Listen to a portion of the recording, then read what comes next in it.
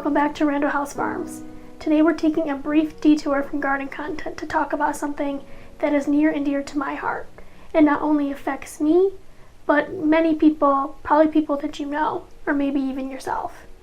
I want to talk about Seasonal Affective Disorder, S.A.D, S.A.D, or seasonal depression. Seasonal affective disorder is said to affect about 10 million Americans. I am an American, so those are the statistics that I'm going to go off of. On top of the 10 million that have S.A.D, 10 to 20% more are anticipated or do have milder symptoms. Out of those 10 million who have been diagnosed with seasonal affective disorder, 4 out of 5 are women. I am someone who suffers with seasonal affective disorder. I am not ashamed. I am proud to talk about this, and I think it's important to talk about this. And you might ask, how does this tie into gardening? Well, most people garden in the warmer months, the spring, the summer, into the autumn. In winter, especially in my climate, our winters are cold and gray. Getting outside to grow much of anything is pretty much impossible. I do my best to get outside daily if I can, but it's nothing compared to the warmer months. So while scientists don't know the exact cause of seasonal affective disorder, it's believed to be linked to the light levels. In the winter, we're getting a lot less sunlight, versus the summer when you're getting 12 to 16 hours of sunlight. As light levels diminish, it greatly affects our mental state and overall body state.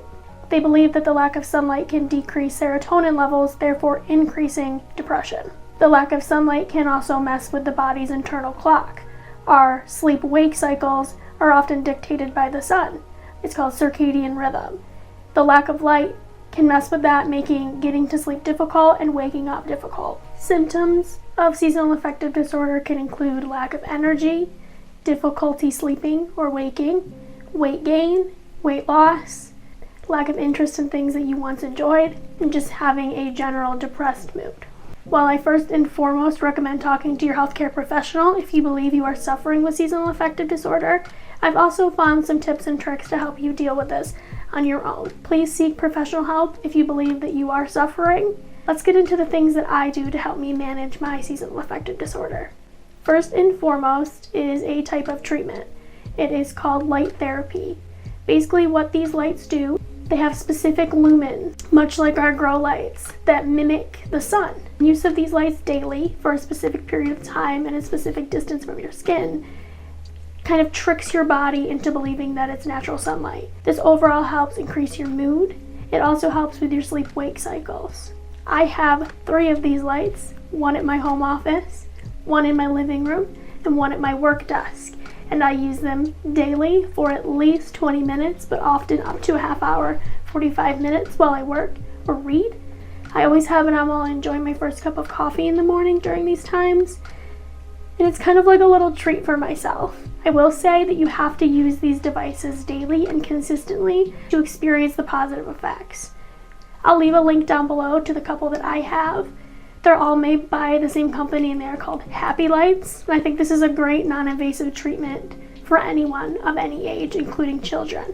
The next thing is something that I truly believe will help you manage your seasonal affective disorder, and it can be difficult, and that is your diet. I'm not asking you to completely change your diet. I'm asking you to just increase your healthy foods, your healthy whole foods. We all know that eating better helps you feel better. So can you add in more vegetables to your meals? I'm not asking you to take away, I'm asking you to add in. Also, if you enjoy cooking, doing an activity that you enjoy is also going to help increase your mood. So cook your own meals with healthy ingredients, fruits and vegetables. Add in whole proteins and whole grains. Stay away from processed food that's not going to make you feel so great. When you're already not feeling great, adding in food that doesn't make you feel good isn't going to help. So focus on healthy things that you like. Add them in, and your body's going to thank you for it. And then the next thing, which can be a little difficult if you haven't already had this in your routine, is increasing your movement. And that can be as simple as stretching in your living room every morning or taking a walk. Personally, I try to take a 30-minute walk every single day, regardless of the weather. Sometimes you just can't. If there's a snowstorm, or it's raining, or it's awful in the wintertime, then you can't. However, then I do something inside. I work out 6 to 7 days a week. Especially in the wintertime, it's not always super heavy weightlifting or crazy cardio. Sometimes it's just a 20-minute stretching session while I watch TV or a movie or something. Getting your body moving is going to really help boost those serotonin levels and just keep you overall feeling good. Hey guys, I'm on my mental health walk for the day. It's cold, it's about 17 degrees. I didn't want to do it, but it's important. The sun is out, getting the vitamin D while I can. Sometimes these walks are the best part of my day. The next thing is something I think is really important and often overlooked, and this can go for any time of year, not just when you're suffering. It's reviewing the media that you're taking in. Are you watching a lot of news? Is it sparking anxiety within you? Are you following people on social media that don't make you feel good, that you're constantly comparing yourself to and thinking, wow, I wish my life was like theirs? Are you following drama YouTube channels or watching a lot of reality TV? These things play into your mental state whether you realize it or not. My advice to you is to unsubscribe, unfollow, mute social media, YouTubers, people in your own life, say on your Facebook pages. If they're not contributing to a higher mental state, just let it go for now. You can pick these back up when you're feeling a little bit better if you want to get back into them, but be conscious of the media that you're taking in because it's going to play into your overall mood. And I recommend replacing that with inspiring and uplifting content. Follow YouTube channels that make you excited, that teach you something. Read interesting books that you've always wanted to read, whether they be fiction or nonfiction. Watch inspiring movies. Listen to some inspiring podcasts. There's all sorts of media out there that will help uplift you and keep you in a positive mind state. Find time for your hobbies. Wintertime is usually a time of slower pace. So, do you love to read? Start reading some books. Do you love to paint? Paint, create, sew, draw, write, journal, whatever you like to do. Take some time for your hobbies that truly light your soul and give that time and lean into that time. It's such a gift.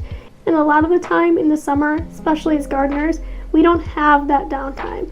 So relish in that right now. Take that time and just truly enjoy it. A great tip that I like to follow is planning something exciting for the future.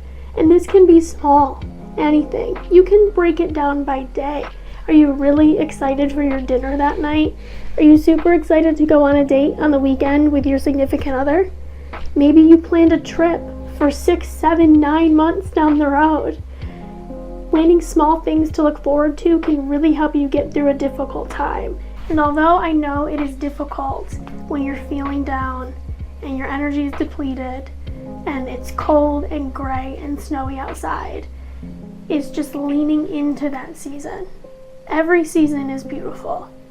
When the snow freshly falls and it's all over the trees and the sky is that pale purple color that only really comes about in the winter, just stop, take a moment, be present in that moment and think, wow, I'm not going to have this in 4 months when everything's green and the bees are buzzing and everything is so lush and beautiful. Every season has its beauty. Slow down. Notice the red cardinals against the stark winter sky. Notice how the days slowly start to grow longer. Notice the little peaks of life coming out of the snow as winter slowly rolls down. There's beauty in all seasons, and I know it can be hard to find when you're feeling down, but just keep looking. While all of these things might not completely take away your seasonal affective disorder, I can guarantee you they will help. It's all about staying in a positive mindset, keep moving, and knowing that brighter days are coming. Knowing that spring is coming.